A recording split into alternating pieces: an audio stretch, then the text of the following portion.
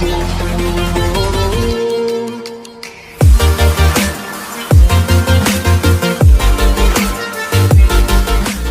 Morning everyone, welcome to Sunrisers of chemistry.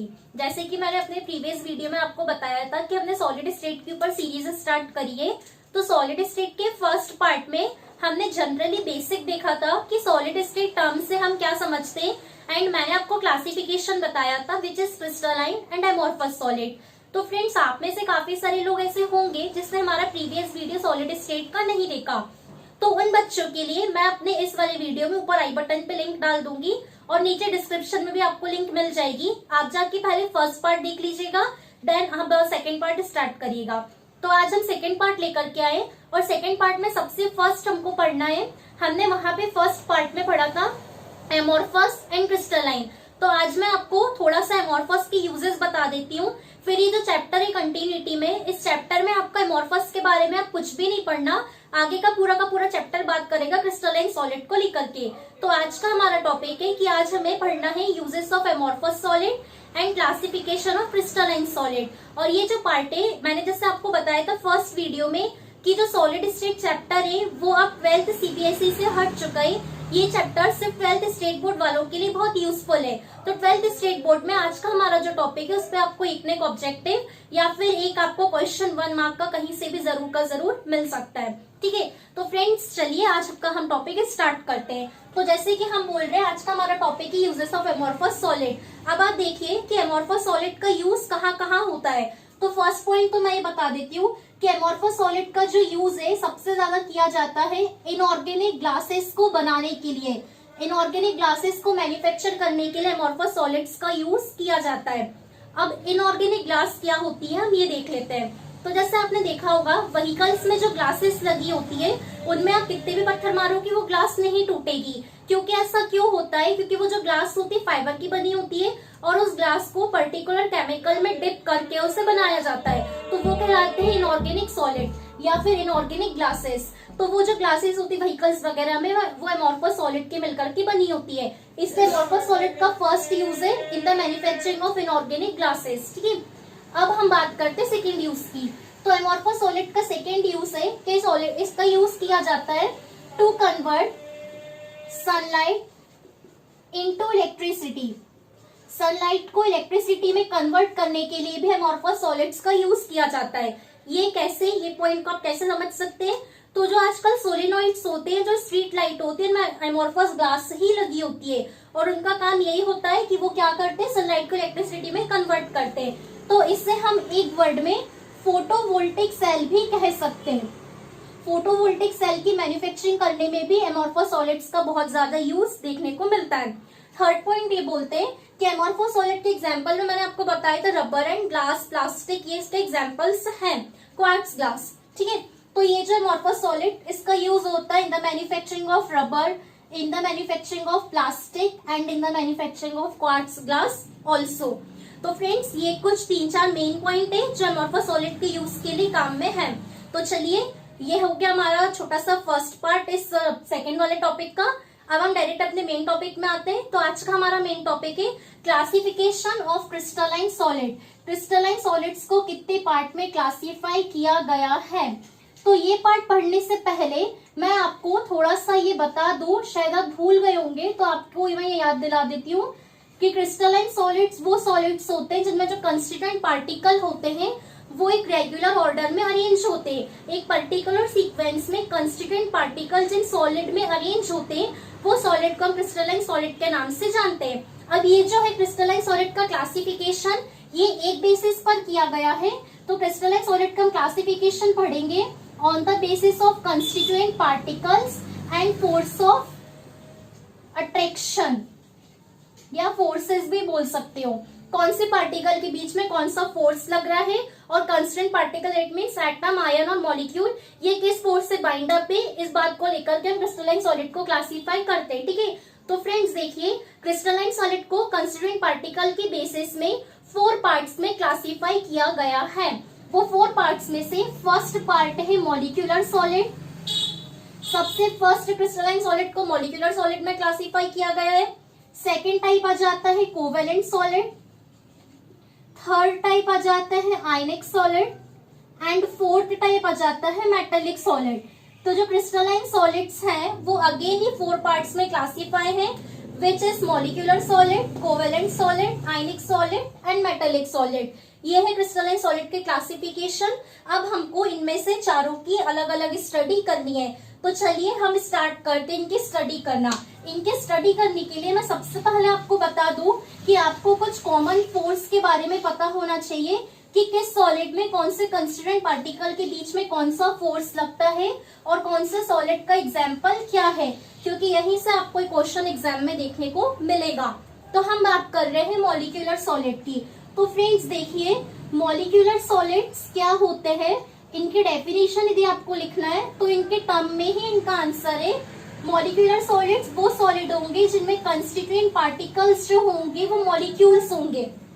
The solids in which the constituent particles are molecules are called molecular solid।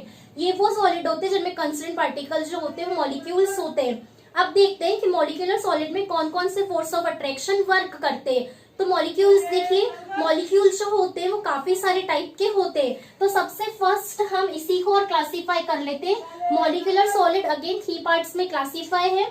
तो molecular solid का first part तो ये है, एक होता है नॉन पोलर मॉलिक्यूल,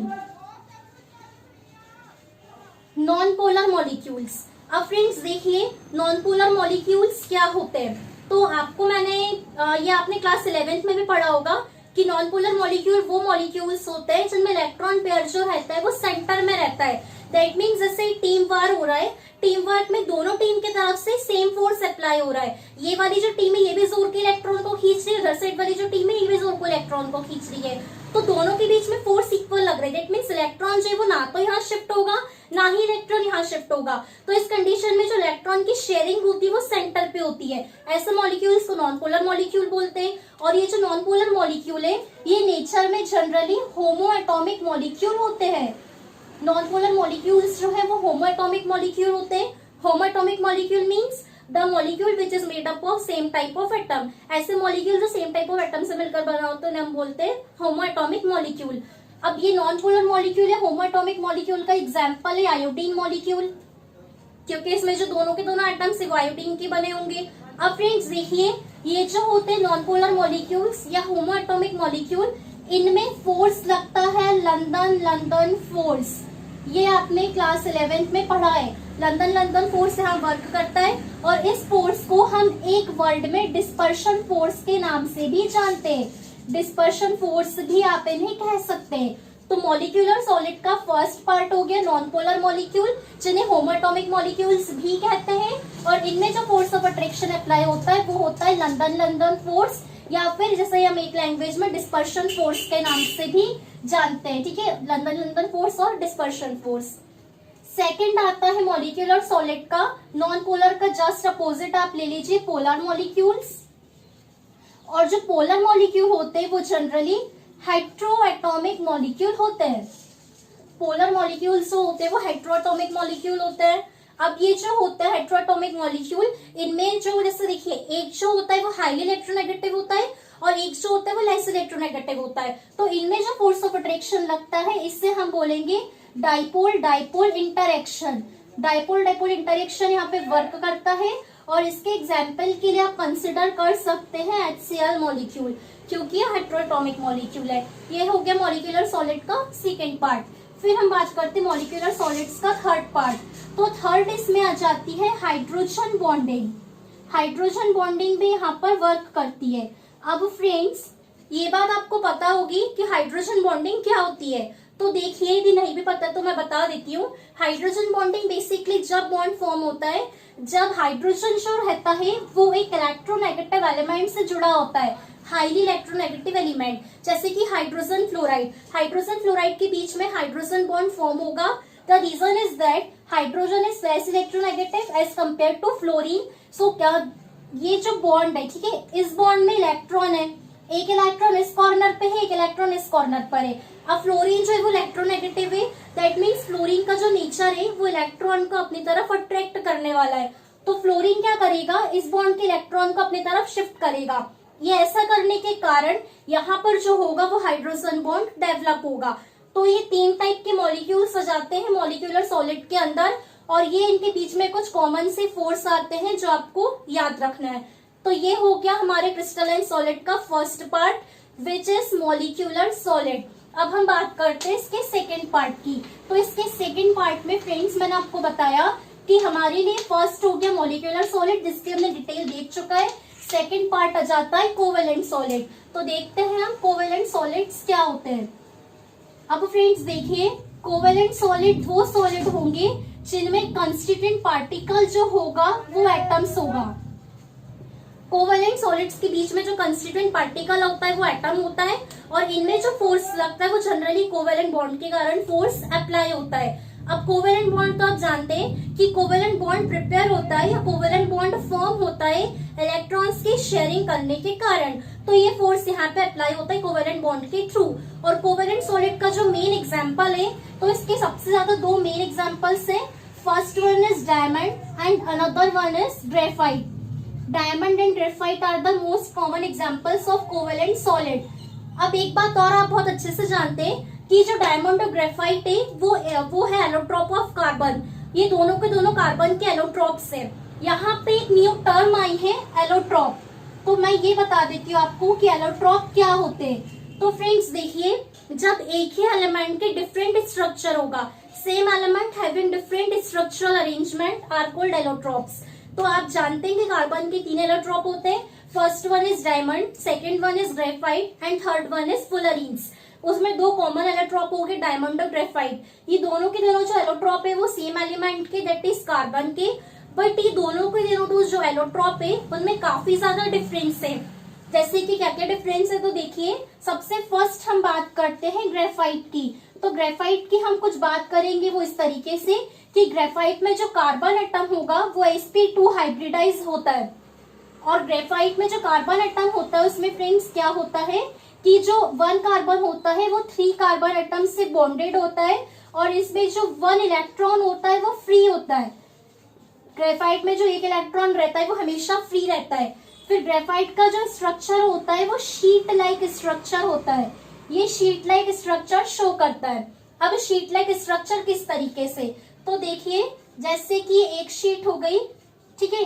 अब इसमें फ्रेंड्स क्या होता है, जनरली आपको क्या देखने को मिलेगा, ये ग्रेफाइट के लिए यदि मैं आपको जनरल सा स्ट्रक्चर एक्सप्लेन कर दूं तो ये हो गया शीट लाइक स्ट्रक्चर, और इसमें हम ये बात बोल रहे हैं कि एक इलेक्ट्रॉन जो रहता है वो फ्री रहता है। अब एक इलेक्ट्रॉन फ्री रहने के कारण क्या होगा, ये जो शीट्स होती है ये आपस में एक दूसरे के ऊपर स्लिपरी नेचर को शो करती है।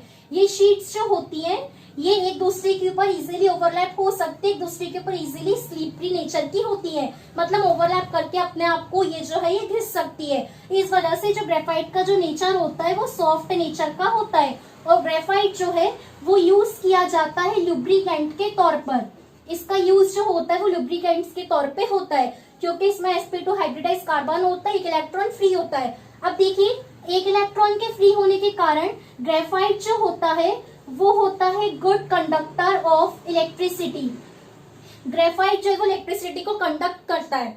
ये तो एलोट्रॉप है नॉन मेटल का, but then also electricity conduct कर रहा है। इसका रीजन ये है क्योंकि इसके पास जो एक इलेक्ट्रॉन है वो हमेशा फ्री रहता है, और इसी वजह से ये जो होता है वो सॉफ्ट होता है, ठीक है। ये हो गया ग्रेफाइट के बारे में जनरल डिस्कशन। अब आप देखिए इसका second example which is diamond. तो डायमंड की यदि हम बात करें तो इसका just opposite property diamond show करता है। यदि ग्रेफाइट में कार्बन एटम sp2 हाइब्रिडाइज है तो डायमंड में जो कार्बन एटम होगा वो sp3 हाइब्रिडाइज होगा। दैट मीन चारों के चारों जो मतलब जो एक कार्बन है वो अनदर 4 कार्बन से बॉन्डेड होगा, तो इसमें जो इलेक्ट्रॉन है वो फ्री नहीं होगा। यदि इलेक्ट्रॉन फ्री नहीं होगा तो मूव नहीं कर पाएगा, और यदि इलेक्ट्रॉन मूव नहीं करेगा तो ये जो होता है डायमंड, ये होता है bad conductor of heat and electricity. फिर ये जो होता है हार्डेस्ट सब्सटेंस भी होता है, ठीक है। और यदि ग्रेफाइट का यूज किया जा रहा है एज अ लुब्रिकेंट के तौर पे, तो डायमंड का यूज किया जाता है एज एन एब्रेसिव। एब्रेसिव के तौर पे डायमंड का यूज किया जाता है। अब एब्रेसिव्स क्या होते हैं, तो एब्रेसिव मतलब जो हार्डेस्ट टूल को कट करने के काम में आते हैं ना एब्रेसिव बोलते हैं। और ये बात आप जानते हैं कि डायमंड की हेल्प से ग्लास को कट किया जाता है। तो डायमंड जो है वो सबसे ज्यादा हार्डेस्ट सब्सटेंस है। जितने भी कोवेलेंट सॉलिड है, सारे के सारे कोवेलेंट सॉलिड्स के कंपैरिजन में diamond is one of the very hardest substance and only graphite is an exception which conducts electricity due to this free electron। तो फ्रेंड्स ये हो गया हमारा क्रिस्टलाइन सॉलिड के 2 टाइप्स कंप्लीट। अब हम चलते हैं क्रिस्टलाइन सॉलिड के थर्ड टाइप पर। तो क्रिस्टलाइन सॉलिड का थर्ड टाइप है आयनिक सॉलिड। इसमें आपको फ्रेंड्स क्या करना है, आपको हर टाइप में कंस्टिट्यूएंट पार्टिकल और फोर्स को याद रखना है, ठीक है। ये काम आपको अच्छे से करना है क्योंकि यहीं से आपको क्वेश्चन मिलता है। तो थर्ड पार्ट हम बोल रहे हैं आयनिक सॉलिड। अब देखिए आयनिक सॉलिड्स क्या होते हैं, तो इनके नाम में ही इनका आंसर है कि आयनिक सॉलिड वो सॉलिड होंगे जिनमें कंस्टिट्यूएंट पार्टिकल्स जो होंगे वो आयंस होंगे। कंस्टिट्यूएंट पार्टिकल इनमें जो रहते हैं वो आयंस होते हैं। अब ions that means cation and anion. तो देखिए इसकी डेफिनेशन आप ये बोल सकते हो कि पॉजिटिव चार्ज आयंस या positive charge cations are surrounded by negatively charged anions. इसमें जो पॉजिटिवली चार्ज आयन रहते हैं वो नेगेटिवली चार्ज एनायन से घिरे हुए रहते हैं। और पॉजिटिवली चार्ज एनायंस को एक वर्ड में हम कर्नेल्स के नाम से भी जानते हैं। कर्नेल्स में पॉजिटिव चार्ज आयंस को कहते हैं। तो आयनिक सॉलिड वो होंगे जिनमें कंस्टिट्यूएंट पार्टिकल जो होंगे वो आयंस होंगे। दैट मीन्स इनमें जो कंस्टिट्यूएंट पार्टिकल होंगे वो कैटायंस और एनायन होंगे या फिर कर्नेल्स और इलेक्ट्रॉन्स होंगे, ये भी आप इन्हें कह सकते हैं। अब फ्रेंड्स देखिए आयनिक सॉलिड है तो आयनिक सॉलिड के बीच में फोर्स ऑफ अट्रैक्शन यहाँ पे अप्लाई होता है, electrostatic force of attraction. Ionic solids के बीच में इलेक्ट्रोस्टैटिक फोर्स अप्लाई होता है। इलेक्ट्रो वर्ड क्यों यूज किया, इलेक्ट्रो दैट मीन्स ये आयंस के कारण, एनायन और कैटायन के कारण हमने इलेक्ट्रो वर्ड का यूज किया है। अब आयनिक सॉलिड है तो good conductor of heat and electricity होंगे, ठीक है। और आयनिक सॉलिड जो होते हैं वो नॉन वोलेटाइल इन नेचर होते हैं, मींस वेपर्स में इजीली कन्वर्ट नहीं होते। आयनिक सॉलिड के मेन एग्जांपल्स हो गए sodium chloride, magnesium chloride, aluminium chloride, potassium chloride. This are the common examples of ionic solid. ये हो गया हमारा क्रिस्टलाइन सॉलिड का थर्ड पार्ट। अब हम बात करते हैं क्रिस्टलाइन सॉलिड की फोर्थ पार्ट की। तो क्रिस्टलाइन सॉलिड का फोर्थ पार्ट है मेटेलिक सॉलिड।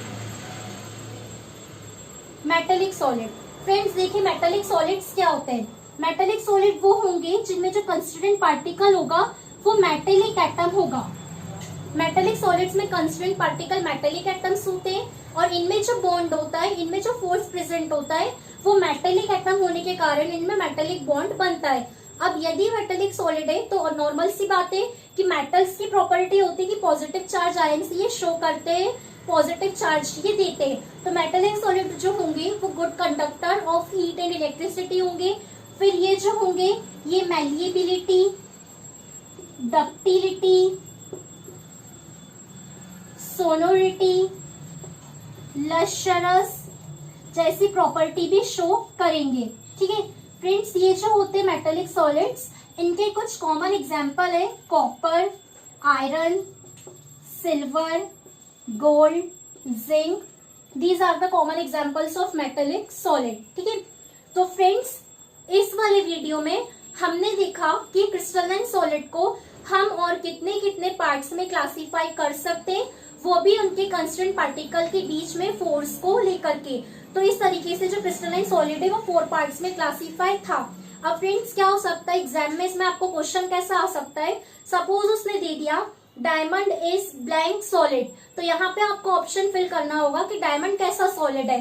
तो हमने देखा कि diamond is a covalent solid, तो आप एग्जाम्पल लिख दीजिए diamond is a covalent solid.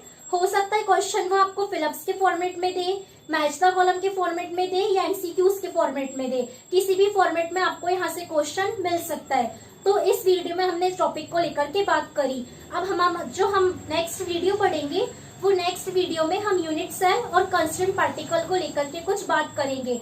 वो भी काफी इंपॉर्टेंट टॉपिक है कि यूनिट सेल को किस किस पार्ट में और ज्यादा अच्छे से आप समझ सकते हो। यूनिट सेल होते क्या है, क्रिस्टल लैटिस क्या होता है और इनका स्ट्रक्चर कैसे फॉर्म किया जाता है। और अगले वाली वीडियो में कॉमन टर्म आएगी कोऑर्डिनेशन नंबर, जिसपे आपको हर साल एक नए क्वेश्चन देखने को मिलता है, ठीक है।